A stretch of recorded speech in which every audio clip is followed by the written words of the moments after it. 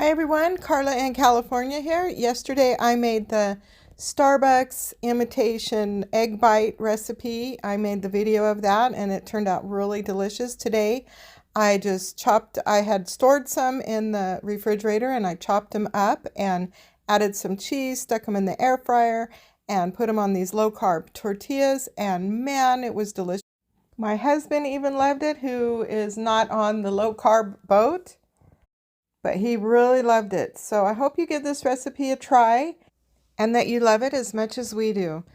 And you don't even have to make the egg bites. Actually, you could get the Starbucks egg bites and put whatever you want in the low carb tortilla, but there's so many different things you can do. Do whatever you like.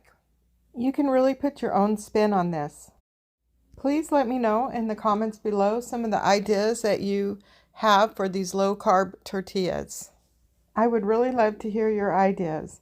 So until next time, we'll see you on the next video. Thank you for watching, and bye.